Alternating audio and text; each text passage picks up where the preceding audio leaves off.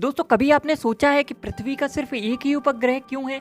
कुछ साइंटिस्ट तो ये भी कहते हैं कि पृथ्वी का एक नहीं अपितु दो उपग्रह हैं। कुछ साइंटिस्ट ये भी कहते हैं कि दो नहीं तीन उपग्रह हैं। तो चलिए इन सब पर थोड़ा सा सूर्य का प्रकाश डालते हैं और जानते हैं। लेकिन उससे पहले दोस्तों आप चैनल को प्लीज सब्सक्राइब कर दीजिए। मैं आपके लिए दो तो क्या 200 चंद्रमा बना दूंगा। फिर सबसे पहली बात तो ये कि उपग्रह क्या होता है। तो भाई उपग्रह किसी भी एक ग्रह का टूटा हुआ भाग होता है। तो पृथ्वी का जो टूटा हुआ हिस्सा है वही चंद्रमा है, इसीलिए उसको उपग्रह कहते हैं। क्या इतनी परिभाषा परिपक्व होगी इसके लिए? नहीं, इसका एक और मतलब यहाँ पर यह है कि जो भी पृथ्वी के भी चक्कर लगाने लग जाता है उसको भी उपग्रह कहा जाता है। और जब हम ये परिभाषा देने लग जाएं तो इसका मतलब होता है कि एक से अधिक उपग्रह भी हो सकते हैं पृथ्वी के। जो हम सैटेलाइट भेजते हैं उन्हें मानव निर्मित उपग्रह सैटेलाइट कहते हैं, क्योंकि वो भी तो पृथ्वी के चारों ओर चक्कर लगा रही हैं, तो उन्हें भी तो उपग्रह कहा जाएगा।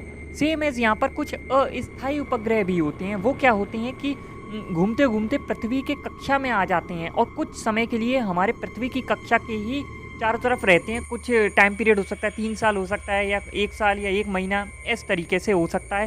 तो उस टाइम पीरियड के लिए वो हमारे उपग्रह कहलाने लगते हैं। तो ये अस्थायी होते हैं, कुछ समय के लिए हुए, उसके बाद ये फिर आगे चले जाते हैं, भाई छोड़ जाते हैं, टाटा बाय बाय, अब नहीं रहना इस परिवार में। तो इस तरीके से हम तो ये कह सकते हैं कि भाई जो उपग्रह की संख्या है वो कभी भी निश्चित नहीं रहती है किसी भी ग्रह के लिए।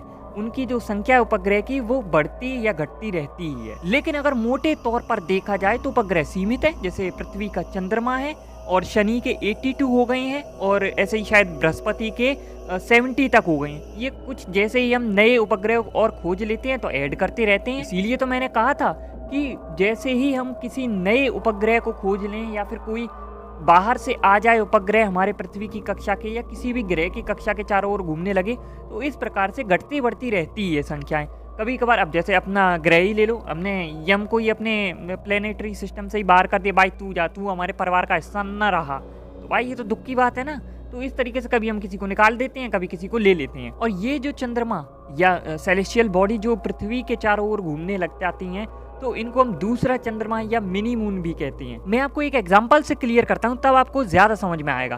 46912 कामो ओलेवा 27 अप्रैल 2016 को खोजा गया एक क्षुद्र ग्रह था। संभवतः पृथ्वी का सबसे स्थिर अर्ध उपग्रह है। जैसे ही ये सूर्य की परिक्रमा करता है, कामो ओलेवा पृथ्वी के चारों ओर भी चक्कर लगाता हुआ प्रतीत होता है। यह पृथ्वी का सच्चा उपग्रह होने के लिए बहुत दूर है। ऐसी और भी आपको बहुत सारी अन्य बॉडीज मिलेंगी यूनिवर्स में जो पृथ्वी के समान कक्षीय पथ पर सूर्य की परिक्रमा करते हैं और उसी कक्षीय पथ पर पृथ्वी का नेतृत्व करते या उस अनुसरण करते प्रतीत होते हैं। और ये नया कॉन्सेप्ट नहीं है। 18वीं सदी में भी कई साइंटिस्ट हुए हैं जिन्होंने कई चंद्रमा होने का दावा किया है। जैसे पेटिट का चंद्रमा हो गया, वॉल्टमैथ का चंद्रमा हो गया, ऐसे अन्य और भी हैं। परंतु वो कुछ क्षण के लिए थे या कुछ वर्षों के लिए थे, उसके बाद वो जो पृथ्वी का ऑर्बिट है उसको छोड़कर चले जाते हैं। दोस्तों मैं आपको एक बोनस पॉइंट भी बताता हूँ कि पृथ्वी के चंद्रमा का कोई नाम क्यों नहीं है। हम सबके चंद्रमा को चंद्रमा ही तो कहते हैं कि भाई शनि का चंद्रमा, बृहस्पति का चंद्रमा, लेकिन उनके सबके नाम है स्पेशल।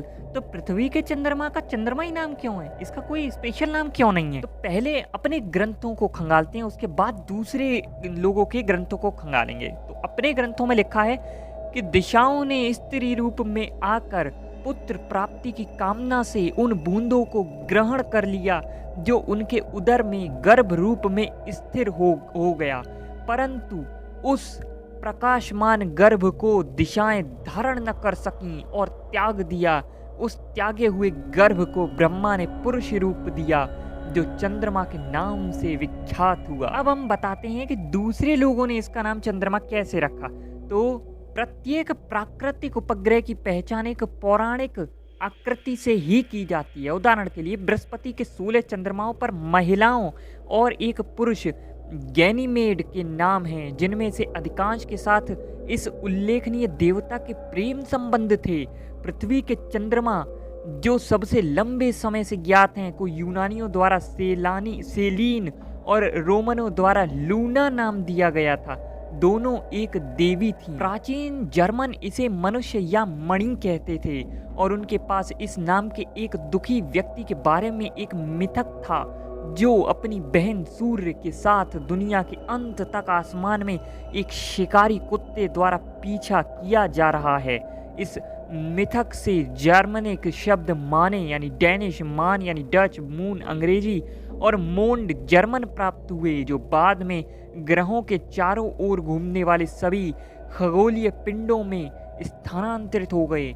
हम भी तो देखिए किस तरीके से सारे अपने ग्रहों के नाम अपने सोम मंगल बुध बृहस्पति शुक्र शनि ऐसे ही रखे गए हैं। जैसा कि मैंने कहा था, चंद्रमा एक नाम नहीं है, ये बस एक लेवल है। जैसे कि व्यक्ति, किसी व्यक्ति के लिए औपचारिक शब्द मानव है, चंद्रमा के लिए उपग्रह है, लेकिन चंद्रमा का कोई स्पेशल नाम नहीं है। अरबी में चंद्रमा को मिरांडा कहा जाता है, इसीलिए लड़की का नाम मिरांडा है। और अगर यहाँ पर देखा जाए तो 1981 में मैंने अपनी बहुत प्रिय प्रेमिका के सम्मान में पृथ्वी के उपग्रह का नाम डायने रखा। उसने सोचा कि यह अद्भुत रूप से रोमांटिक है, और यद्यपि वह अब चली गई है, उस बड़ी चमकती चट्टान को देखना जारी रखता हूँ और डायने कहता हूँ। चंद्रमा को लूना नाम से अधिक जोड़ा गया है, और साथ ही साथ कई जगह चंद्रमा को स्त्री के रूप में व्यक्त किया गया है, जबकि हमारे यहाँ चंद्रमा को देवता यानी पुरुष के रूप में व्यक्त किया जाता है। यहाँ पर एक और चीज आती है कि हम सभी को चंद्रमा ही क्यों कहते हैं, कि बृहस्पति का चंद्रमा, इसका चंद्रमा, उसका चंद्रमा। तो यहाँ पर है कि लोग अन्य चंद्रमाओं के अस्तित्व के बारे में जानते ही नहीं थे जब तक गैलीलियो गैलीली ने 1610 में बृहस्पति की परिक्रमा करने वाले चार चंद्रमाओं की खोज नहीं की थी। अब जानते हैं कि इसका एक ही चंद्रमा क्यों है। अभी तक हमने जाना था कि इसके 2 या 3 चंद्रमा हैं या नहीं है, और क्यों नहीं है। लगभग 4.5 अरब साल पहले जब पृथ्वी पहली बार बनी थी, तब इसका कोई चंद्रमा नहीं था, लेकिन जल्द ही स्थिति बदल गई। शोधकर्ताओं का मानना है कि अर्थ मंगल ग्रह के आकार की एक वस्तु से टकराया था, जिसे थिया नाम दिया गया था, जिससे इसकी अधिकांश परत कक्षा में नष्ट हो गई थी।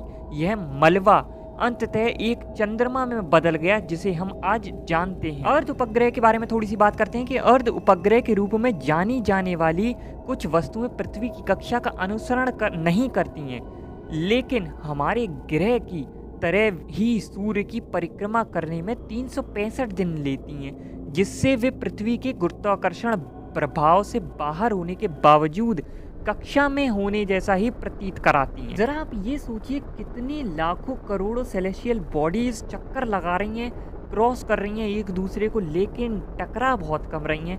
पृथ्वी जब से बनी है तब से अभी तक देख लो कि बहुत कम बार ही पृथ्वी के आसपास से भी कोई टुकड़ा या कुछ गुजरा होगा। हालांकि कुछ गिरते भी हैं, लेकिन वो हमारे वायुमंडल में ही नष्ट हो जाते हैं, लेकिन खतरा हमेशा बना रहता है। दोस्तों, क्या आपको पता है कि हमारा चंद्रमा दिन पर दिन सिकुड़ता जा रहा है? अगर इस बारे में आपको जानना है तो आपको लिंक आई बटन में वीडियो मिल जाएगी, जरूर से जाकर देखिएगा।